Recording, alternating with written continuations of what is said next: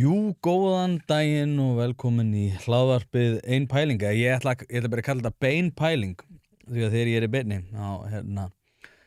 liggur beinast við að kalla þetta beina pælingu. Mér finnst það frekar fyndið. Félagi minn var að segja mér þetta í gær og ég ætla bara að kalla það svona hér eftir. Allavega í bili. Ég veit ekki alveg hvernig hvort ég myndi fíla nafnið. En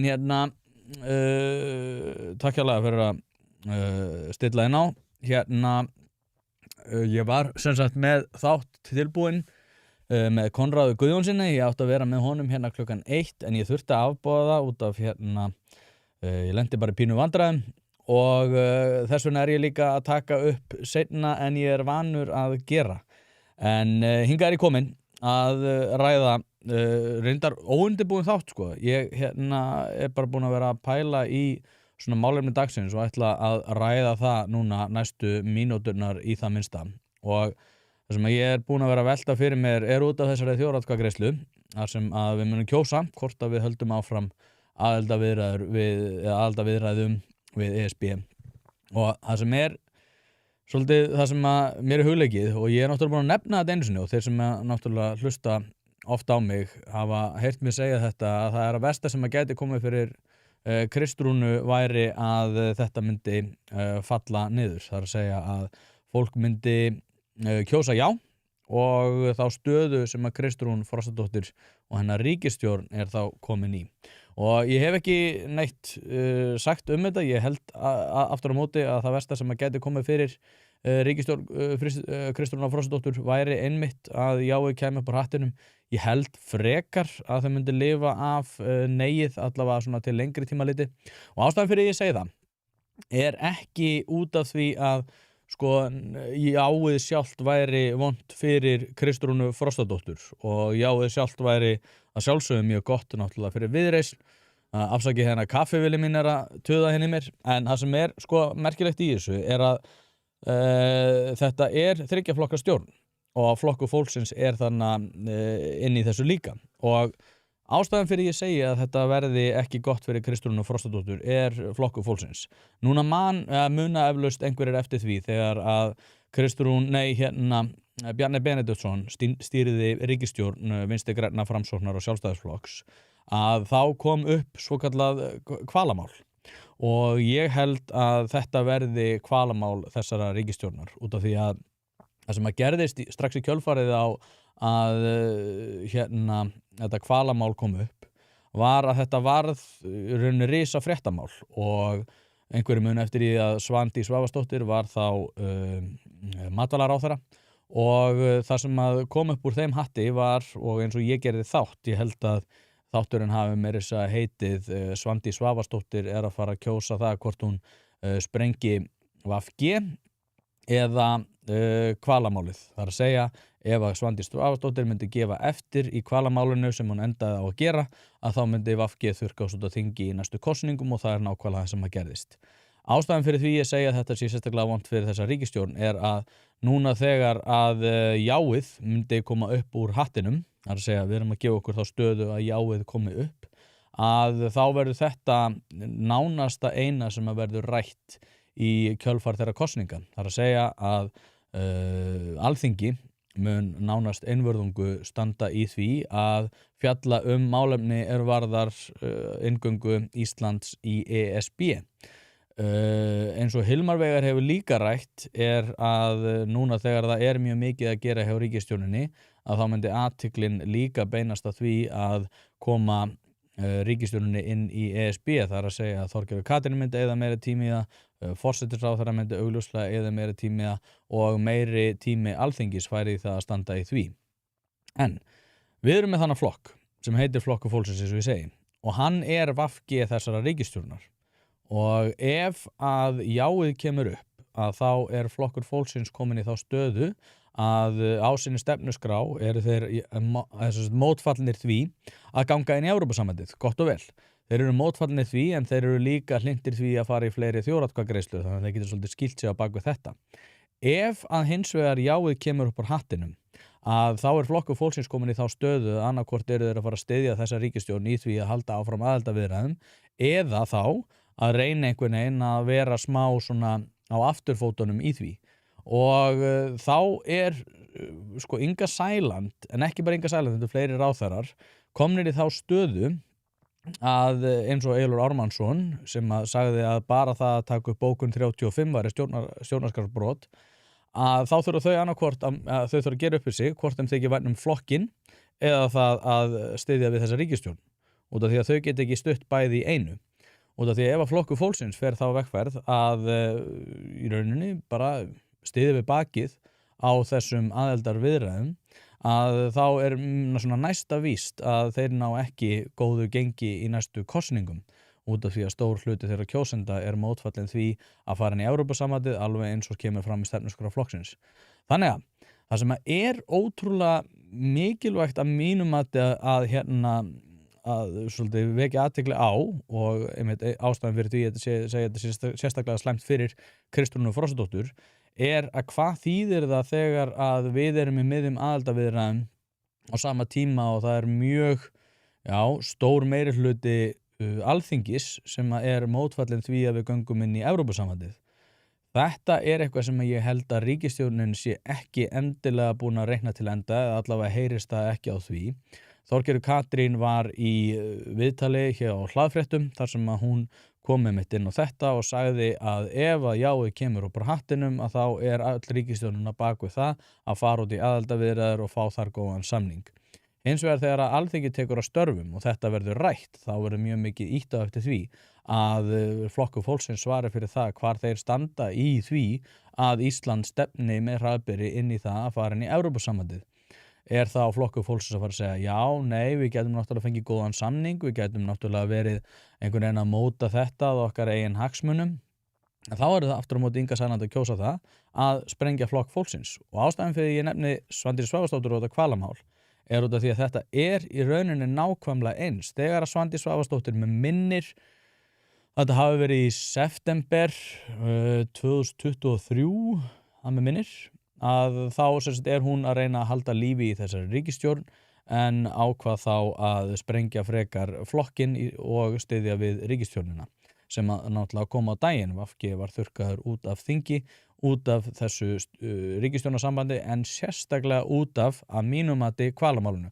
Hvalamáli var ekkert stórt mál í sjálfu sér en aftur á móti að þá bar það í rauninni þann bagga með sér að þau þurftu einfaldlega að setja sig í þá stöðu að þau voru ótrúverðug þegar að koma að kosningum. Þau fóru þá að tala um það að Flokkur fólksins væri að fara aftur í ræturnar og hann myndi verða bara algerlega breyttur frá því sem var og það í rauninni nákvæmlega sama og mun gerast við Flokk fólksins. Þannig að þetta mjög áhugavert og ég held að það versta sem að getur komið fyrir þessa ríkisstjórn væri að já kæmi upp á hattinum. Þau segja það sjálfsögðu ekki út af því að þetta það mál sem þau setja á dagskrá og það því svona, svolítið einkennilegt ef að ríkisstjórnin færi að tala fyrir þessum sjónarmiðum sem ég að gera núna. En ég, eins og segi, það verður mjög sérstakt svona andrúmsloft að ég tel inn á Alþingi. Öll orkan náttúrulega að fara í þetta. Þau á svolítið sérstakan máta, sérstaklega þegar þau eru að tala um það hvort að orka færi í þetta. Eins og ég var að tala um áðan, Hilmar Veigar Pétursson var í pallborðinu á Vísi og sagði þetta enda líka hérna í hlaðvarpi hjá mér sem var að koma út í dag. þar sem hann sagði við Kristrúnu, út af Kristrúnu var líka í þessu pallborði, sagði bara hreint og beint, heyrðu, ef að við erum að fara að setja athygli í þetta, að þá það töpuð athygli annar staðar.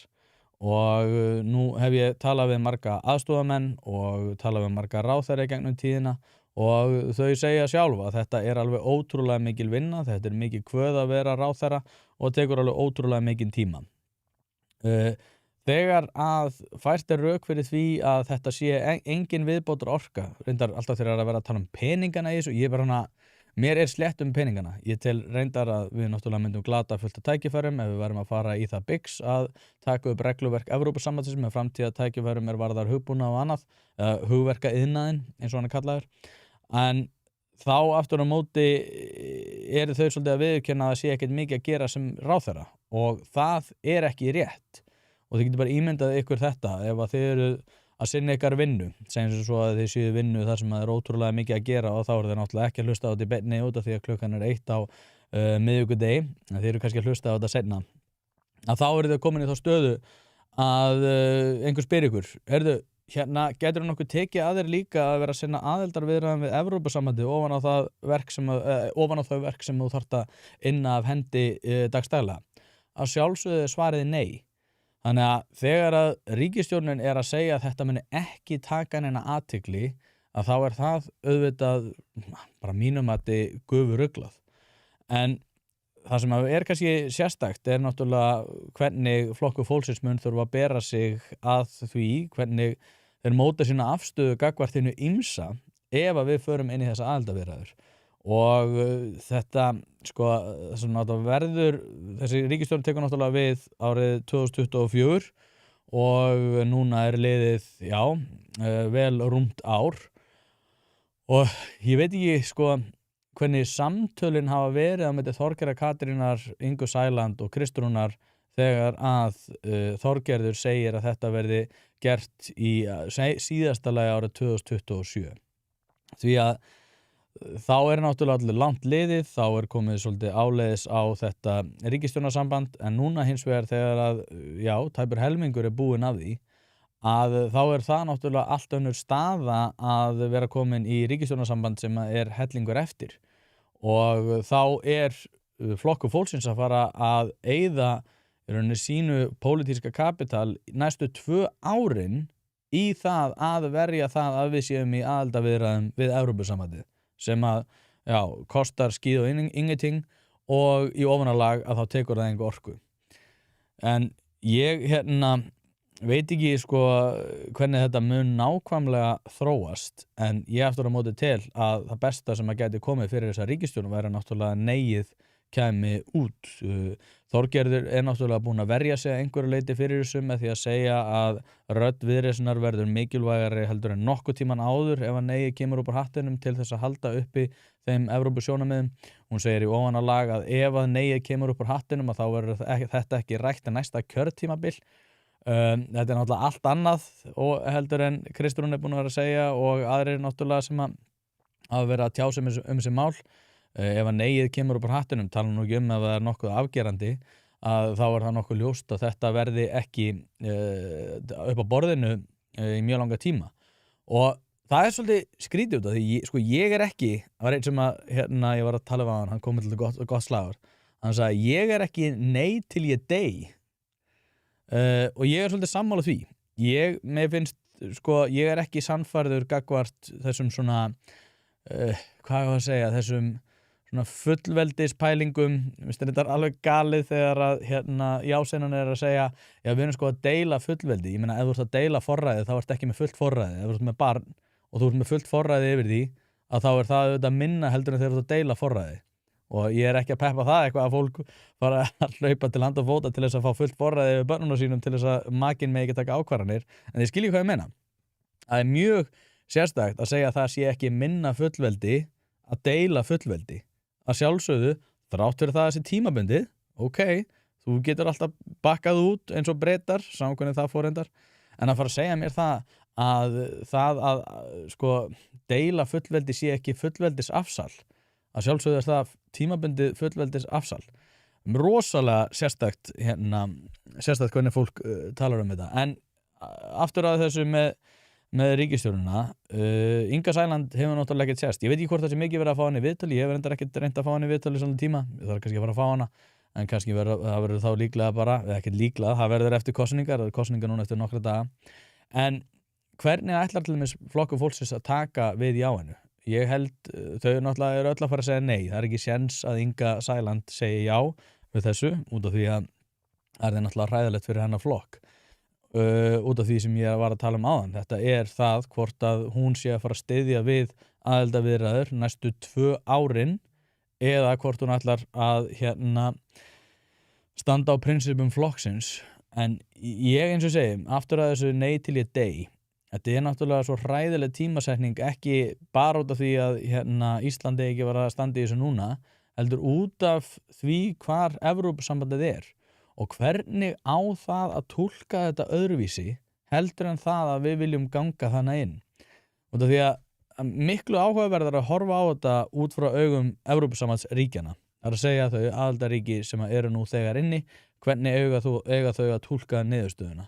Þau eru ekki að hlusta á langar ræður Þorgerðar Katrínar það að við séum bara að tjekka hvað í boði og hugsanlega kannski fá einhverjar undanþágur og hugsanlega kannski fá eitthvað sem við þurfum að gefa eftir en fáum það meira í staðinn.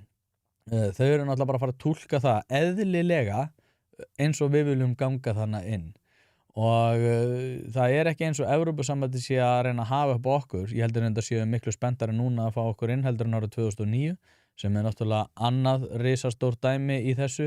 Hvað þýðir það raunverulega að við ætlum að ganga þarna inn og taka upp gömlu viðræðurnar? Við vorum, eins og margir eru búin að vera að benda á mjög vondum stað árið 2009. Ef við erum að fara að taka upp sömu aðildarviðræður og voru 2009, hvað þýðir það fyrir Evrópusambandið? Þeim köflum sem að búið að loka út af því að Þorgerður Katrín nefnir það mjög oft að við erum sko búin að loka, það var búið að loka fullt af köflum, þannig að við eigum bara eftir að semja örfáa kafla. Erum við ekki samt í þeirri stöðu núna að við getum farið að opna þá kafla sem að við vorum búin að semja árið 2009, þar sem við vorum nýbúin í hruni sem að kom hvað verst niður á okkur? Erum við þá ekki að fara að taka upp þá kafla? Hvað þýðir þetta raunverulega? Og ef að svo er ekki, ef að við erum ekki að fara að taka upp þá kafla, hvað þýðir það þessa sérstöku samningsstöðu? Ef við erum í góðri samningsstöðu núna, að þá að sjálfsögðu eigum við alls ekki að vera að fara inn í það að taka upp aðildarviðræður aftur. Við eigum að fara að taka þá upp nýja aðildarumsókn. Við erum ekki að fara að taka upp sömu aðildarumsókn. En eins og ég var að reifa aðeins áðan, þó svo að mér finnist mjög margt rosalega sérkennilegt í þessu öllu, að þá geng ég ekki svo langt að segja bara nei, ég myndi aldrei vilja fara í Evrópusambandið. Ég vildi fara í Evrópusambandið á sínu tíma, þetta er ömurleg hugmynd í dag, en aftur á móti að þá gæti sá tími komið að það gæti reynst fýsilegt fyrir okkur Íslendinga að fara þarna inn ef að þeir verða aftur eins og það svona viðskiptabandalag sem að var áður þar sem að þeir eru straumlínlega að ferla, staðla það hvernig kaupin gerast á eyrinni og að í rauninni ýta úr læðingi því að alþjóðaviðskipti séu mjög fýsileg fyrir alla aðila sem að koma að því. Hins vegar að þá erum við að kjósa það hvort að við getum, við getum fengið sérundanþágur, við getum fengið alls konar hluti, en ef að við erum að taka upp það regluverk Evrópusambandsins sem að þeir sjálfir segja að sé að ýta þeim úr samkeppni, að þá er það afar vond hugmynd. Þannig að þetta er líka eins og að vera svolítið í svona spilavíti. Það er að segja að við erum að leggja svolítið undir í því að vonast til þess að niðurstaðan verði svo að lokum þegar þú ert búinn að veðja á segjum í rúllettunni eða í hverju sem þú ert. Er ég að auglýsa núna spilavíti? Fjölmiðlanefnd, þið látið mig í friði, ég er ekki að auglýsa spilavíti. Allavega, þið eruð að veðja á það og við þá erum að veðja á það að Evrópusambandið sé að fara að ná því að létta ofan á því regluverki, þeirri orkukrísu og öðrum mjög vondum málum sem að Evrópusambandið er búið að koma sér í, að þau sé að fara að ná að létta á þessu. Við sem að fara að nýta okkur samningsstöðun okkar út af því að hún er svo góð og Evrópusambandið er á svo vondum stað að þá ætlum við núna að fara inn út af því að þá getum við fengið miklu betri samning og Evrópusambandið svo í kjölfarið verður miklu betra. Ég er ekkert eitthvað svona, mér finnst það ekki fjarstæðukennt í alvöru talað, mér finnst það ekkert svona ömurlegur díll. Hins vegar að þá þarf samt að hafa í huga að Evrópusambandið segir sjálft að það gengur mjög brösulega að létta á þessu regluverki. Það er orðið miklu erfiðara fyrir Evrópusambandið að vinna ofan að þessu út af því að það er regluverk og fólk þarf líka svona að skilja hvernig bjúrókrasía virkar. Bjúrókrasía virkar þannig og ástæðan fyrir því að svona red tape hugmyndir eru alltaf til umræðu er ekki út af því að það er eitthvað, það er alltaf mjög augljóst hvað er að. en hins vegar sko sá kóngulóarvefur sem að þú þarft að svona reifa því í gegnum til þess að vinda ofan að því, það getur bara verið ótrúlega flókið. Einar Ómarsson skrifar hérna ESB er orðið pay to play samband, ekki einu sinni fríverslunum milli aðildarríkja eftir þessi umbúðalög. Já, ég nefnilega hérna ég var búinn að sjá þetta með umbúðalögin. Ég skal alveg viðurkenna það að ég er ekki búinn að svona grandskoða þetta með umbúðalögin. Hins vegar eru margir búin að senda á mig að ég þurfi eitthvað að skoða þetta og þetta náttúrulega hluti af ákveðinni þróun. Ég man þegar ég flutti til Bandaríkjanna árið 2015 til svona 18 að þá var ég hérna upplifði maður svolítið svona sérkennilega menningu með umbúðir. Þið munið örugglega eftir þessu ef þið hafið einhvern tíma búið hana, þá kom til dæmis Amazon sendingar mjög lítinn hlut og kemur í einhver svona risapakningum með 3 plastað og þetta rosalega skrítið og ég skil það alveg að fólki svona ofbjóði það. Það hálf galið hvað Bandaríkjamaðurinn notar mikið af hérna umbúðum og öðru til að takast á hérna við svona sendingarbras. Ég samt held að Evrópusambandið hafi svolítið mist hausinn í því að vinda ofan að því. Út af því að ef ég að skilja þetta rétt að þá þessi umbúðalög sem eru núna í Evrópusambandinu og þetta ekki einhver frasi frá hérna Sigmundi Davíð umbúða pólitík. Þetta eitthvað sem raunverulega fyrir hendi þar sem að þú þarft að vera með margnota umbúðir til þess að fá matvæli og annað. Og það sem kannski sérstakast í þessu, eins og ég ekki búinn að skoða þetta að grandskoða þetta, en það sem að mér þótti ótrúlega skrítið því að fór að skoða þetta að þetta náttúrulega stranglega bannað í Bandaríkjunum og þetta hefur verið stranglega bannað hérna að koma með sínar eigin umbúðir út af því að það getur verið svo mikil hætta á einhverjum smitum og eitthvað annað og ef þú til dæmis með stóra sýkingu sem að kemur frá einhverjum x stað að þá getur verið erfiðar að rekja það í gagnvart umbúðunum eins og ég skil þetta. En það sem náttúrulega sérstakast í þessu að þetta náttúrulega eitthvað sem að kemur ofan og allt annað regluverk og Hilmar Veigar sem ég núna búin að nefna nokkur í þessu þætti hefur einmitt kallað þetta regluverkin, að regluverkurinn hefur orðið það mikill að Evrópusambandið að standa í vegi fyrir gríðarlegri framþróun og þessi umbúðalög náttúrulega svona mikrodæmi það sem að koma skal innan Evrópusambandsins og því að það sem líka og ég búin að nefna það mjög oft hérna en mér finnst ekki vera nægilega mikið mér finnst ekki hamrað nógu mikið á því að lausn Evrópusambandsins við það að takast á við orkukrísuna, við erfiðara regluverk, við ýmis mál bara til dæmis það hvernig þeir ætla að takast á við hælisleitendamálin. Þeir telja eins og oft margir sem eða mörgum sem hugnast þessi svona stjórnlyndis hugmyndir að þeir telja bara að til þess að takast á með þennan vanda að þá þurfi að vinda ofan af því með því að taka meira vald til Brussel. Og þetta algengt, ég ræddi við stjórnmálamann í gær sem að og við vorum aðeins að takast á. Þetta svo sett stjórnmálamaður sem mikill í ásinni og við vorum að skeggraða það hvort að þessi Draghi-skýrsla og hvort að þetta regluverk og svona nýsköpunarmálin væru nægilega vel búin til þess að takast á við framtíðarverkefni. Ég sagði þetta að það svo var ekki og vísaði til einmitt Draghi-skýrslunnar en sá aðili sem að ég talaði við sagði að þetta væri eitthvað sem að Evrópusambandið væri að vinna í og að dæmin sýndu bara að Evrópusambandið væri mjög gott í nýsköpun og nefndi þá styrki, fór að tala styrki Evrópusambandsins til ýmissa verka. Þegar við heyrt þetta til dæmis með Guðmund Fertram í Keresis og annað að hann hafi fengið svo mikið styrkjum frá ESB og einhverjum svona styrkir frá hinu opinbera. Og þetta mjög einkennileg þetta mjög einkennilegar hugmyndir stjórnmálamanna það að þeir sem eru í nýsköpun og þeir sem eru að skapa eitthvað séu hvernig á ég orða þetta séu svona frumkvöðla svona einhverjir kóarar í frumkvöðla starfseminni. Það er að segja, það fer einhver í frumkvöðla starfsemi, tökum bara einhver svona litla sprota og stjórnmálamenn segja, já, ég ætla að gefa þér örlítinn skattaafslátt sem eitthvað hlutfall af því sem þú ert að borga í skatt. Eða ég ætla að vera með einhver rannýssjóð sem að þú getur leitað til ef þú pitsar nægilega vel og vinklar þá inn í einhverjum svona woke hugmyndafræði oft líka sem að er umræða sem ég ætla ekki í reynda núna, ég ræði það seinna.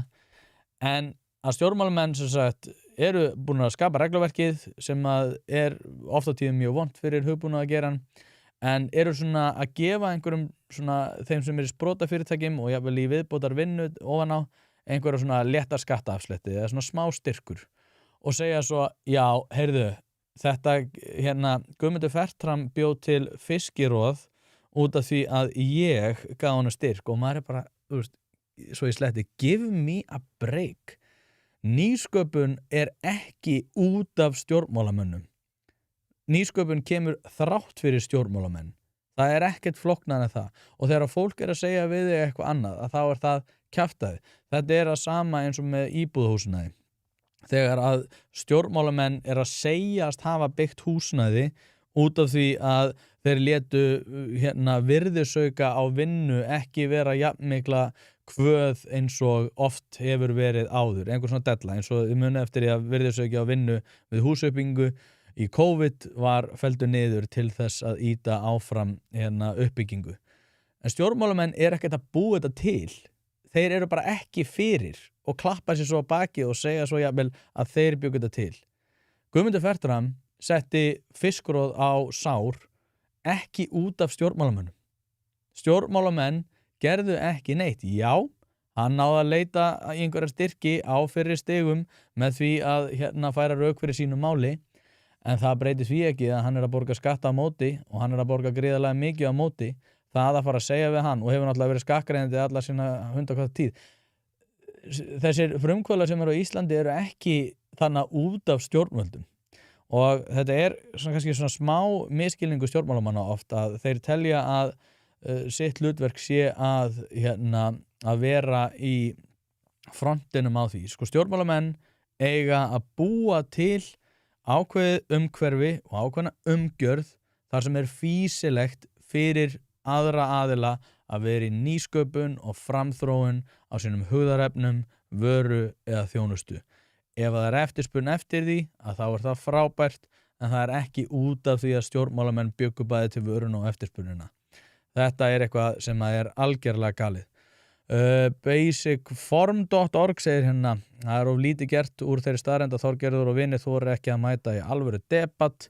Ættir að hafa crowdfunding til að fá Þorgerði í þáttinn. Ég heiti 10.000 krónum í góðgerðamál. Já, ég hef alveg verið hugsi yfir þessu líka. Það er eitthvað sem að mér finnst sérstakt. Ég er ekki eitthvað reiður út í Þorgerði fyrir þetta. Ég skal alveg viðurkenna mér þetta svolítið pirrandi, en ég er ekkert reiður út í hana fyrir það að þora ekki að koma í debatt. Og þetta er eitthvað náttúrulega eins og Stefán Einar hefur líka þurft að tala. Ég hef aldrei lentið í að ráðherra vilji ekki koma í hlaðvarp. Kannski er ég út af því ég er búin að vera að taka mikið fyrir Dragiskýrsluna og ég er náttúrulega búinn að vera að láta reyna á hugmyndir Jásina, að þá er ég kannski orðinn á þeim stað að hún er að urra, já, það er alveg rétt sko, en það sem að mér finnst sérstakt í þessu er sko að ég skil ekki alveg hvernig stjórnmálamenn ætli að fara til Brussel að rökræða við Evrópusambandið hagsmuni þjóðarinnar ef þú getur ekki komið í hlaðvarpsþátt til þess að fara rök fyrir þínu máli. Mér finnst það skrítið, ég ætla ekki að vera með einhver gífuryrði, Þorgerður Katrín vera mjög fín og nota bene þá hef ég aldrei, þú veist, Kristrún Frost hefur aldrei sagt nei við það að koma, hún er alltaf til í debatið. Aðrir viðreisnamenn eru það líka. Ása Berglind reyndar þorði ekki, hún er líka mikill Jásinn og hefur verið að færa mjög sérkennilegar röksemdarfærslur fram á vettvangi Facebook þar sem hún segir, já, eins og segir, mjög skrýtnar staðreyndir evruna og vísar alltaf til einhverja svona hagfræðinga sem hún að tala við. Þetta er allt rosa skrýtið, en ég ætla að láta reyna á þessar hugmyndir, en hún þorði ekki heldur. En ég ætla samt að segja það að ríkisstjórnin almennt ekkert hrædd við debatt og ég hef aldrei lent í því að ráðherrar í ríkisstjórn séu feimnir við að koma. En Þorgerður kannski í þröngri stöðu og sem samt líka skrítið út af því að ég hef aldrei lent í því að Þorgerður Katrín sé ekki mjög keik á sínum málum. Mér finnst hún aldrei einhvern veginn hafa lent í viðræðum þar sem að hún einhvern veginn augljóslega verður undir eða eitthvað þannig. Þess vegna var ég rosalega spenntur fyrir því að fá hana út af því að ég vildi láta reyna á þessar hugmyndir og ég ekkert feiminn við að tapa. Ef ég verð undir í einhvers konar rökræðum að þá þýðir það bara að ég þurfi að undirbúa mitt mál betur eða þá bara viðurkenna það að ég hafi rangt fyrir mér. Ég alveg, og eins og ég hef oft nefnt, ég ekki nei til ég dey í Evrópusambandinu. Ég tel bara að þessi ömurleg hugmynd í dag. En ég líka til ég hafa rangt fyrir mér. Ég náttúrulega ræddi við Hjálmar Vilhjálmsson og Egil Almar sem að fyrir þá sem ekki þekkja þá Hjálmar Vilhjálmsson sá sem að í stjórn Já til að sjá og starfar sem forstjóri uppsjávarsviðs hjá Brim, en Egill Almar frumkvöðull sem að mikill í ásinni, var hjá Frosta núna í mjög skemmtilegu viðtali sem ég mæli með. En ég alveg til í að vera undir í þessu. Ég bara, í alvöru tala, ef að það til rök sem að ég ekki að sjá, ef mér að yfirsjást eitthvað í þessum Evrópusambandsumræðum, þá ég bara til í að taka það á mig, bara, já, ok. Það kannski bara aðeins betri hugmynd heldur en ég hélt að fara inn í Evrópusambandið. Ég hef ekki samt heyrt nægilega góð rök fyrir Evrópusambandinu. Ég hef heyrt góð rök, en þau aftur á móti vega ekki þungt og þau rök sem að hnýja því að við ættum ekki ganga inn. Þannig að mér finnst þetta, ég vil ekki segja, mér finnst þetta leiðilegt. Ég nú alveg rólegur og ég held að eftir þessar kosningar, sama hvort það fara já eða nei, að þá muni Þorgerður Katrín ekkert vera feimin við að koma. Mér finnst hún mjög skemmtileg. Mér finnst gaman að ræða við hana og ég tel að hún sé komin svolítið, hvað við að segja, djúpt í djúpulögina hvað varðar þetta mál. Hann náttúrulega nokkuð ljóst að ríkisstjórnin í heild bjóst alls ekki við því að þetta yrði svona hatrum deila. Ég reyndar hélt að hún yrði alls ekki svona hatrum. Það hefur komið mér á óvart hvað þetta hefur verið ótrúlega hvöss barátta. Ég reyndar með neyjarana sko, ef þú ert einn af þeim sem að hlusta, ekki vera bilaður á Facebook. Það versta sem ég veit eru neyjarar á Facebook sem eru að svona algjörlega missa hausinn. Ég held að sko fyrir hvern bilaða mann á Facebook og þá býrðu til sko 3-4 jáara. Þannig að ég búin að vera berja svolítið fyrir því að einmitt að hagsmunaaðilinn haldið sér bara pínu til hlés, bara leyfið bara svona einhverjum bubbum að sjá þetta. Ekki út af því ég vil eitthvað fá meira áhorf, mér alveg saman það. Ég bara að segja að þegar það kemur ákveðin svona stimpill að þá hefur það bara þver öfug áhrif. Eins og skrifar Jónas Hagan góður, minnir á að þetta heiðarleg tilraun til að búa til betri heim og við höfum að taka þátt. Já, ég samla því. Jónas Hagan sem sagt, sá sem að reka áfram þessa hugmynd Já til að sjá og ég raunverulega til að hann komi frá góðum stað. Það var mjög áhugavert viðtal á pallborðinu á Vísi þar sem var Kristrún Frostadóttir, Guðrún Hafsteinsdóttir, Jónas Hagan og Hilma Veiga Pétursson þar sem þau voru að ræða. Og þar var einmitt Jónas Hagan, og ég talaði með hann sjálfur, hann svo viðkunnarlegur að það næstu í pirrandi. En hann kannski, og það var eitt moment í þeim rökræðum þar sem að Jónas Hagan sko að tala fyrir því bara, ég hef ekkert fundið fyrir regluverki Evrópusambandsins. Þetta hefur, ég verið með rekstur í fullt af þessu löndum og ég verið að gera ákveðna hluti og það var ótrúlega áhugavert að sjá þessi skil og það var mikilvægt fyrir þessa umræða að mínum mati út af því hann var Hilma Veigar að kvarta yfir því að nýsköpun og annað væri ekki fyrir hendi í Evrópusambandinu út af því regluverki sem að væri með alls konar dót hjá Evrópusambandinu. Jónas Hagan kannaðist bara ekki við það. Það er bara út af því að Jónas Hagan er í allt öðruvísi rekstri heldur en Hilmar Veigar. Hilmar Veigar er í nýsköpunarbransanum þar sem Evrópusambandið telur að reglusetja þurfi nýsköpun áður en hún verður til. Og Jónas Hagan hefur ekki, svo ég best veit, verið í því. Þannig að eðlilega hefur hann ekki verið að reka sig á regluverk Evrópusambandsins þegar þú ert, hann er með Nespresso, hann er með fullt af fyrirtækjum, ef þú ert í einhverju svona retail-dóti og sem er svolítið svona fastbundið að sem þú ert að reyna að móta fleiri stoðir innan einhvers kerfi sem nú þegar er til, að þá sjálfsögðu finnur þú ekki fyrir regluverkinu. Hins vegar þegar þú ert í nýsköpun og athugið það að hugverkaiðnaðurinn verður stærsta stoð okkar Íslendinga eftir örfá ár. Þannig eins og Hilmar Veigar nefnir, annarkvort verður við komin inn í ESB eða þá verðum með stærstu stöðuna sem að verður hugverkaiðnaðurinn, sem er þessi nýsköpunarmál. Og Hilmar Veigar tók fram, það er alveg séns að þetta geti farið saman, en það er bara miklu ólíklegra að við náum þeim árangri sem við viljum ná ef við verðum innan ESB.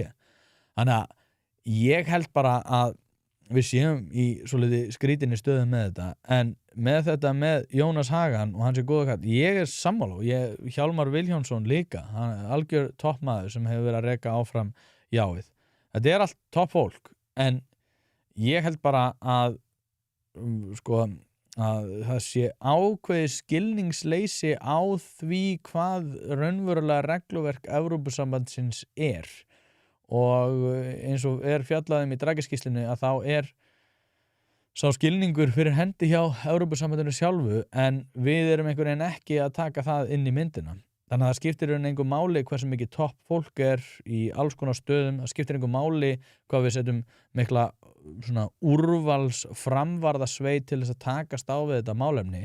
Málið er bara það að þetta er vond hugmynd í dag. Það er vond hugmynd að fara inn í Evrópusambandið inn í það regluverk sem að það er með. Og þá segir fólk, já, ég meina, erum við ekki hvað sem er að taka þetta upp að svona nánast án þess að koma að því að fyrstu stigum? Ekki allt. Og við þurfum að samþykkja það í gegnum Alþingi. Það talaði ákveðin stabba sem hefur komið upp í sambandi við EES-löggjöf.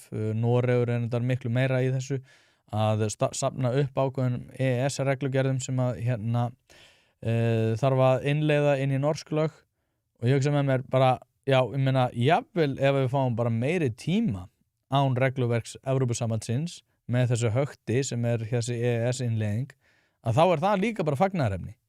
En að fara þannig inn og ætla að fara að segja, nei, heyrðu, sparka upp hurðum, ETS, hætti þessu, GDPR, hætti þessu, AI Act, nei, bara, ég ber virðingu fyrir þeim sem mæta kókraust til samningaviðræðna, en það að við ætlum að fara þannig inn til þess að sparka hurðum, til þess að banna fólki að gera þessa hluti, það er bara fáránlegt, bara með fullri virðingu fyrir þeim sem að telja okkur geta haft svona gríðarlega áhrif. Þetta er svolítið það sama eins og ég var að tala áðan með stjórnmálamennina sem að telja sig búa til nýsköpun. Þeir kom ekki nálægt nýsköpun, þeir eru bara ekki fyrir. Stjórnmálamenn sem að standa sig vel eru þeir sem eru ekki fyrir, en þeir geta ekki klappa sér á bakið þegar að þeir eru að gefa einhverja skattaafslætti eða setja einhverja styrki í X og Y, klappa sér á bakið og sagt, já, ég bjóð þetta til. Nýsköpunar, ég held að sé 95% af öllum nýsköpunarfyrirtækjum eru fallin út á fyrstu 5 árunum og svo á næstu 20 er það eitthvað í kringum bara 1% sem að næra einhverjum árangri. Þannig ef þú ert að móka einhverju styrkjum í alls konar verkefni, flest af þessu verður náttúrulega ekki neinu, þá getur þú ekki sagt, gott að ég hafi gefið þennan styrk, hætti þessu. En ég ætla ekki að hafa þetta lengra. Mér langaði bara að og ég var spurður líka af áskrifanda hvað það væri sem að ég svona teldi að væri vont fyrir ríkisstjórnina, og það er þetta að, svo ég nefna nú bara rétt í lokin aftur, bara Svandís Svavarsdóttir hvalveiðimáli, þegar hún ákveður að segja að hvalveiðar séu leyfðar með miklum takmörkunum reyndar, að þá ákvað hún það að þurrka VG út af borðinu, og það er það sem gerðist. Og þetta er sérstaklega vont fyrir ríkisstjórn Kristrúnar Frostadóttur út af því að Flokkur fólksins þarf að gera upp við sig ef það kemur já í þessum atkvæðagreiðslum, hvort að flokkurinn ætla að sprengja flokkinn og verja þá ríkisstjórnina, eða þá hvort að, já, ég veit ekki hvort það þurfa að sprengja ríkisstjórnina eða ekki. Ég bara, og náttúrulega setur þetta líka ákveðið samhengi hvað er vond hugmynd að fara í dag með svona ótrúlega dræman meirihluta á Alþingi. En já, þetta verður allavega spennandi. Ég verð aftur í beinni á morgun. Ég er ekki alveg búinn að ákveða með hverjum ég verð. Ég í samræðum við 2. Ég ætla að fá einhverja jáliða samt. Þórður Pálsson verður á föstudaginn með mér. Sem við ætlum ég veit ekki hvað við ræðum einu sinni. Kannski sleppa að tala um ESB. Það er svo ótrúlega mikið að tala um þetta. En ég verð með einhverja jásinn á morgun. Og láta reyna á hugmyndinar. Og eins og ég segi, ég til í að tapa debatt.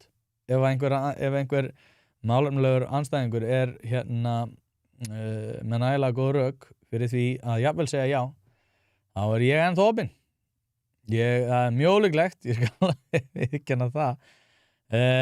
Já, hvernig heldur þetta fari? Ég veit ekki, ég var að sjá að Gunnar Smári var að skrifa einhverja grein þar sem hann sagði að þetta myndi fara 54, 46 fyrir, ég ætla að reyna að finna þetta Ég gerir mér enga grein fyrir því. Ég held að ég er búinn að vera að halda í framreyndar að jáið muni taka þetta. En ég er ekki nægilega vel að mér. Ég held að jáið muni taka þetta. En það væri það náttúrulega ekki gott, að mínum mati. En eins og segi, ég held samt sem áður, að okkur muni alltaf ganga vel. Ég er bara til að okkur muni ganga verið í Evrópusambandinu. En það er alls konar sjónarmið í þeim efnum. En ég ætla að segja þetta gott núna. Ég vona að þið hafið allavega skilningu, eða hvort þið hafið haft áhuga á því hvað afstöðu ég teki í þessum málum. En ég ætla að held að þetta sé vond hugmynd út af því að ef að þetta verður já, að þá er ríkisstjórnin í uppnámi. Ef þetta verður nei, að þá held ég að ríkisstjórnin lifið af. En ég ætla að segja þetta gott. Takk kærlega fyrir að hlusta og þá getur næst.